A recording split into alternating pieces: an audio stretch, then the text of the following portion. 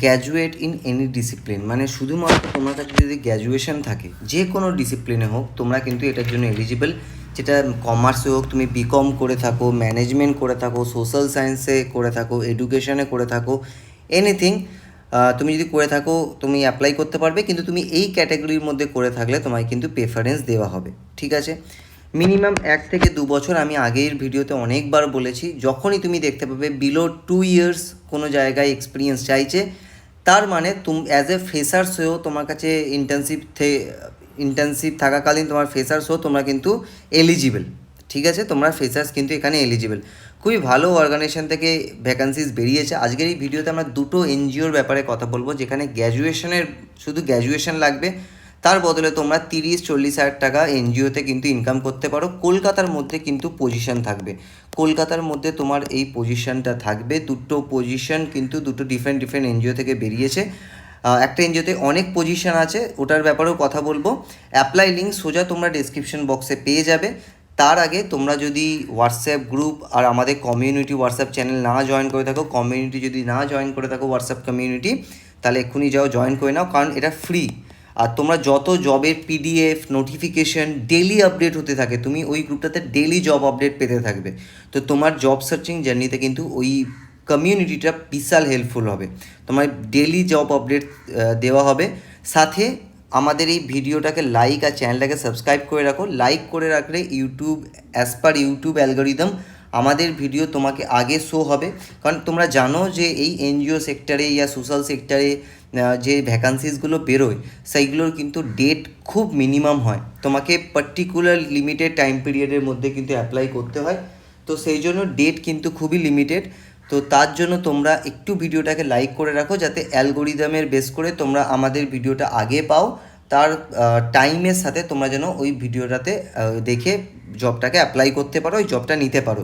এমন যেন না হয় কোনো জব তোমার ক্যাটাগরির মধ্যে ছিল, কিন্তু তুমি এমন সময় দেখছো যার ডেট পেরিয়ে গেছে, তখন তুমি আফসোস করছো যে আমি এই জবটা অ্যাপ্লাই করে দিতাম, হ্যাঁ না? এটা যেন না হয়, তার জন্য একটু লাইক করে রাখো। হোয়াটসঅ্যাপ কমিউনিটি একদম জয়েন করো, খুবই হেল্পফুল হবে। কথা বলবো ভ্যাকান্সিগুলোর ব্যাপারে। প্রথম ভ্যাকান্সি এডু চেঞ্জ, খুবই নামকরা অর্গানাইজেশন, এনজিও, যেটা কলকাতার মধ্যে কাজ করছে, যেটা হচ্ছে program outreach and operation associate, Edu Change ফাউন্ডেশনের তরফ থেকে বেরিয়েছে। 3 মাসের তোমার কন্ট্রাক্ট থাকবে, তবে এটা এক্সটেন্ডেবল। এডু চেঞ্জ ফাউন্ডেশন কিন্তু অল ওভার দ্য ইয়ার কলকাতার মধ্যে এডুকেশন রিলেটেড প্রজেক্ট কিন্তু ইমপ্লিমেন্ট করে। লোকেশন তোমাদের কলকাতা, ওয়েস্ট বেঙ্গল। তোমরা সোজা কিন্তু ফাউন্ডার ডিরেক্টরকে রিপোর্ট করবে আর প্রজেক্ট কোঅর্ডিনেটরকে রিপোর্ট করবে। তো এর জন্য তোমাদের কেউ একটা এনজিও যে নেটওয়ার্কিং, এনজিও স্কিলস কিন্তু খুবই বিশাল পরিমাণে বিল্ড আপ হয়ে যায়। ফিল্ড ভিজিট কিন্তু এখানে রিকোয়ার্ড, তোমাকে ফিল্ডে যেতে হবে।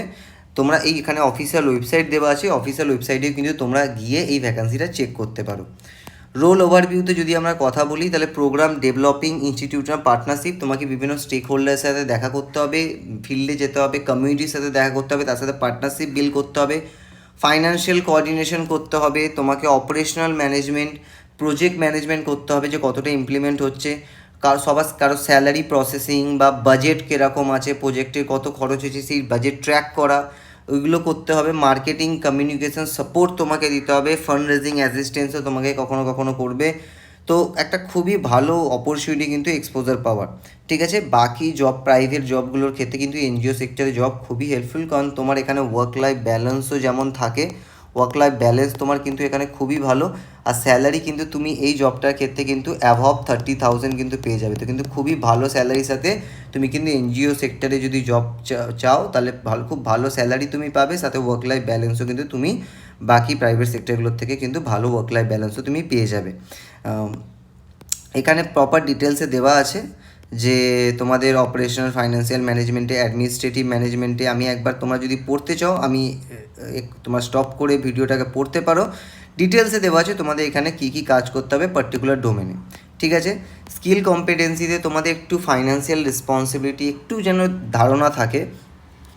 Verbal and written communication skill, English required, Bengali required, English আর বেঙ্গলি তোমাদের জানা থাকতে হবে।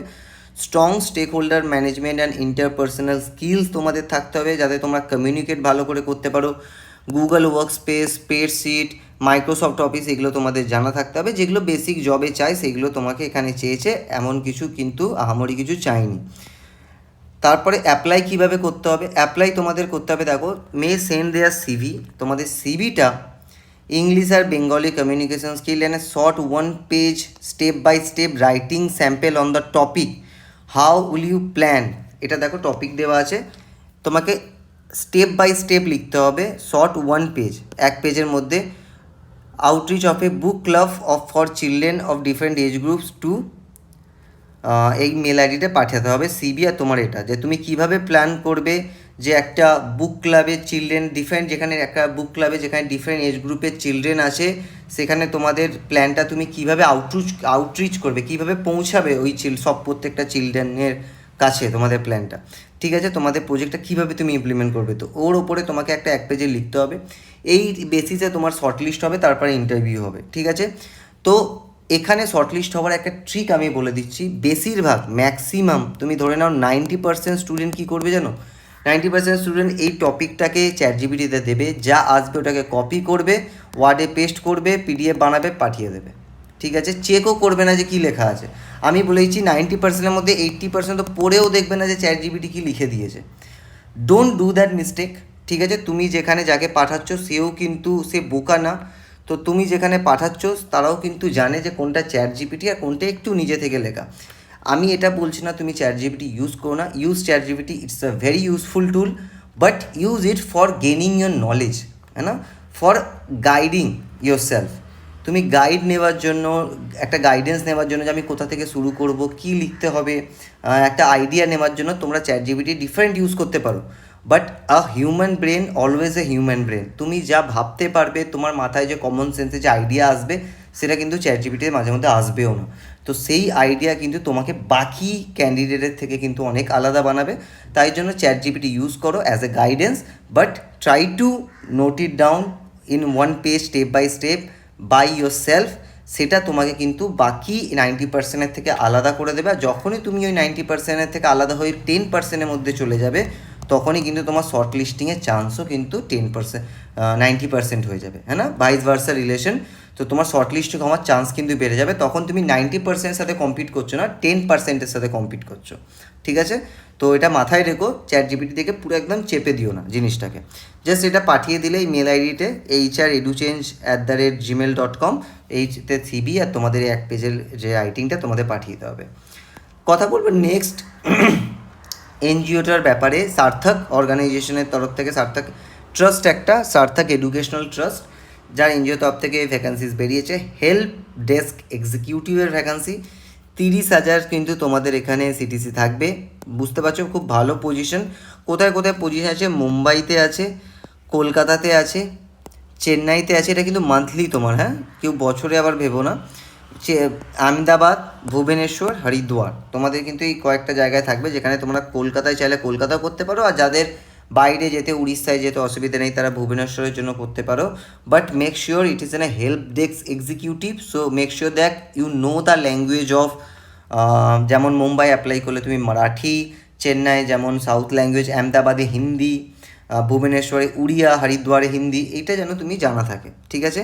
অ্যাপ্লাই কীভাবে করতে হবে, ফার্স্টে তোমাদের এখানে দেখো, ভালো করে শুনে নাও, কেউ মিস আউট করবে না পুরো ভিডিওটা, ওই জন্য বলছি পুরো ভিডিওটা দেখবে। যখনই ভিডিও পোস্ট হবে ওখানে কিন্তু এমন কিছু মিস আউট হয়ে যাবে, তারপর তুমি ভুল অ্যাপ্লাই করবে, তারপরে বলবে যে শর্টলিস্ট হয়নি। hr2@shaktiindia.org, এটাতে কিন্তু তোমাদের মেল করতে হবে তোমাদের সিভি তোমাদের মেল করতে হবে, প্রথম টাস্ক। তারপরে এখানে একটা গুগল ফর্ম দেওয়া আছে, এই গুগল ফর্মটা তোমাকে কিন্তু ফিল আপ করতে হবে। তো দুটো জিনিস করতে হবে, ফার্স্টে তোমাদের মেল করতে হবে, তারপর গুগল ফর্ম ফিল আপ করতে হবে, বা ফার্স্টে তোমরা গুগল ফর্ম ফিল আপ করে মেল করে দিতে পারো, সব থেকে বেস্ট হবে।